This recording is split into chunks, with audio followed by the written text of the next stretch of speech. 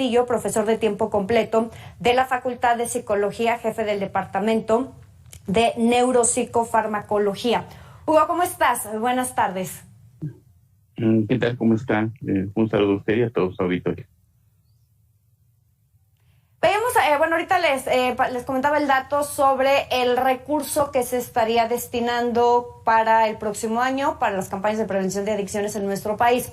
Partiendo de este incremento que habría del 1.5%, quiero preguntarte, ¿se están realizando las campañas correctas? ¿Se está haciendo lo que se tiene que hacer en materia de prevención de adicciones en nuestro país?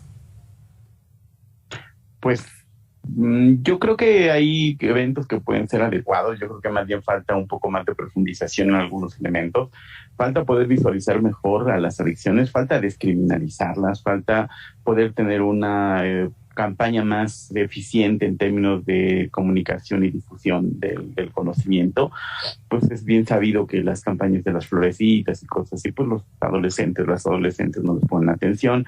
Hay un desconocimiento de muchísimas drogas, como por ejemplo los casos de Chiapas, los casos de Oaxaca, donde son drogas que ya existen, pero pues como nadie las conoce bien a ciencia cierta, pues se espantan y se ponen muy complicados, cuando en realidad son drogas que llevan más de 20 años en el mercado, ¿no? Las sales de baño, los JWH, montones de drogas sintéticas que simplemente pues desconocemos, pero ya llevan mucho tiempo. Eso habla pues obviamente de algunos elementos que no han coordinado de manera eficiente el conocimiento acerca de las adicciones y los elementos que los dan.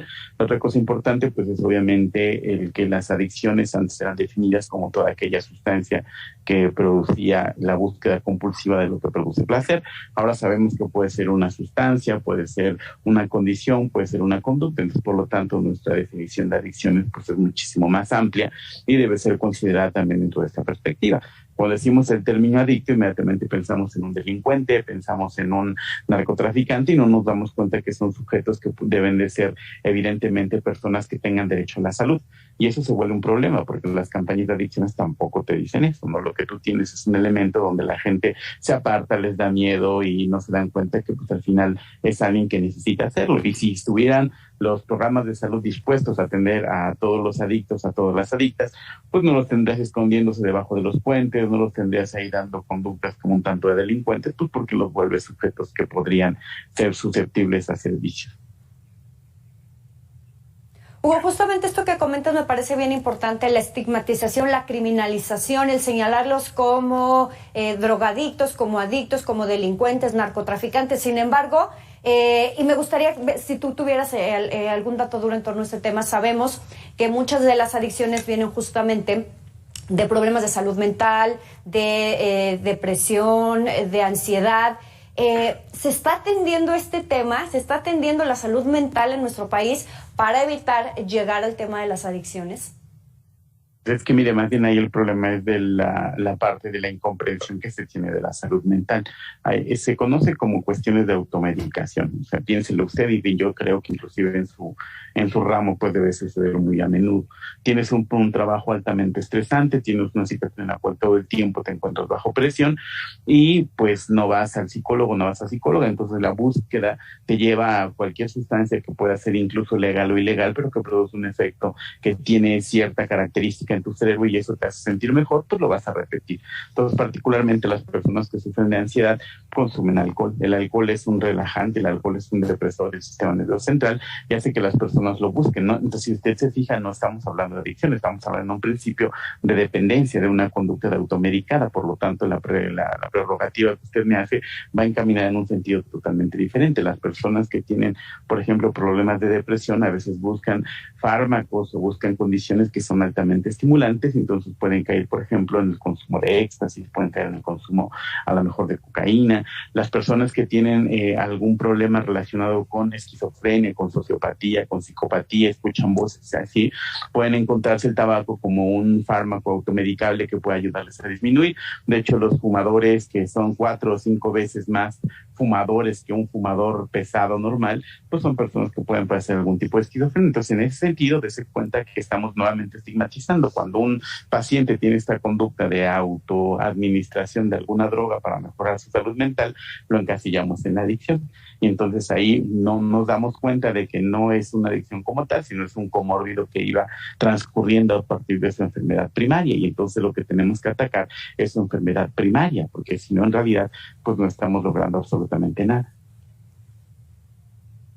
¿Y qué tanto se están atacando justamente estas enfermedades primarias desde el tema de la salud pública y por supuesto también desde las instituciones, desde la detección quizá en los centros de trabajo, en las escuelas, en casa por supuesto también?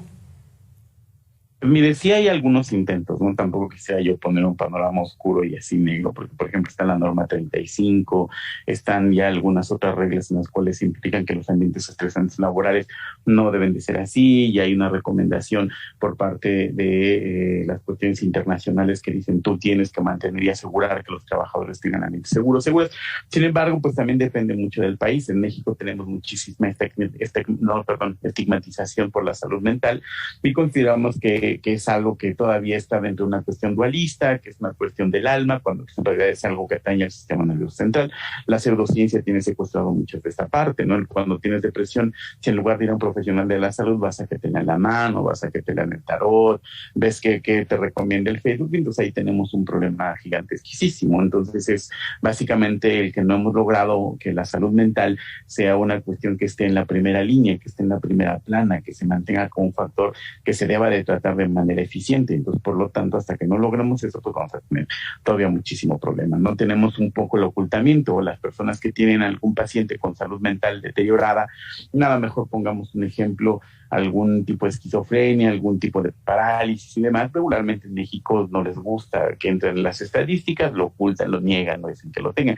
Esto también habla de una precariedad y por eso algunas estadísticas no están tan claras o pareciera que tenemos menos, ¿no? Una, por ejemplo, se dice que la esquizofrenia es 1.8 a nivel mundial y en México dicen que es de 0.9, o sea, como a la mitad, y uno dice, bueno, pues ¿qué pasó? No, los mexicanos tenemos genes diferentes, pues sí tenemos genes diferentes, pero en realidad mucho viene del ocultamiento, mucho viene de que, por ejemplo, muchas personas con este padecimiento en situación de calle no entran dentro de las estadísticas. Entonces ahí nuevamente se vuelve una cuestión que tenemos que manejar muchísimo mejor, ¿no? Tomando esto como ejemplo. Regresando al tema de las campañas de prevención, si se invirtiera el tiempo, el dinero y el esfuerzo adecuado, ¿estaríamos disminuyendo esta inversión de estos mismos en el tema de la atención a las personas que ya tienen alguna dependencia? No. O sea, el que invertamos más en comerciales no va a ser que mejore la salud, ¿no? O sea, se tiene que invertir más en infraestructura, se tiene que invertir más en profesionales de la salud, se tiene que invertir más en hacer que la salud mental sea de primera línea y que no sea de segunda, tercera línea. Se tiene que invertir en mejores condiciones hospitalarias, se tiene que invertir en una formación y en una básicamente preparación mejor de los profesionales de la salud. Por ejemplo, en el caso de la psicología, por citarle un ejemplo, una persona no afín a la psicología puede ser pedagoga, puede ser abogado, pero puede llevar un diplomado de 6 meses y le pueden dar una cuestión de terapia, ¿no? Entonces eso dice, híjoles, pues parece que está bien, pero no está bien. La terapia tiene que ser una formación que inclusive de llevar más en la Facultad de Psicología de UNAM son 4 años de formación más el posgrado, hablamos de 6 años de formación, y es cuando una persona está totalmente capacitada para hacerse cargo de la salud mental de alguien, ¿no? Entonces, en ese sentido tenemos que invertirle ahí, tenemos que invertirle en los jóvenes que son los que van a básicamente a proponer y a poner la salud mental en cuidado y en atención. Invertir en comerciales sin tener la infraestructura ni el personal capacitado, pues no nos va a llevar a gran cosa, ¿no? Oye, y bien importante, Hugo, esto que comentas de especialistas que tengan conocimiento de los temas, que tengan conocimientos en materia de psicología, porque luego nos topamos con estos coaching de vida o facilitadores que lejos de ayudar, pues pueden empeorar la situación, ¿no? Totalmente. De hecho, ahí tenemos un problema gigantesco, dado que muchos pongamos un ejemplo, el estrés postraumático. El estrés postraumático, que es el resultado de alta violencia, tiene que tener una alta especialización. Desgraciadamente, como muchos de sus componentes se parecen al estrés y la ansiedad, se tratan como un padecimiento de ansiedad cuando en realidad no lo son, ¿no? El que tengan una sintomatología similar no los hace de su naturaleza. Sin embargo, es esta diferencia que se logra con los años de estudio y especialización, cuando caen en un pseudo profesional, simplemente no la ven. Y entonces tienes medicado a alguien con un medicamento equivocado o con un tratamiento equivocado para un padecimiento que está trabajando de otra manera, y de repente al pasar de los años tienes que el paciente ya presentó síndrome metabólico, ya presentó hipogonadismo, ya presentó problemas de ansiedad extrema derivados del estrés postraumático, entonces se vuelve un cuadro pues, muchísimo más complejo. Hugo Sánchez Castillo, profesor de tiempo completo de la Facultad de Psicología y jefe del Departamento de Neuropsicofarmacología. Muchísimas gracias por esta entrevista. No, muchas gracias. Un saludo a usted y a su auditorio. Muy buenas tardes. Vámonos con un corte comercial y al regresar Axel ya está listo con toda la información deportiva.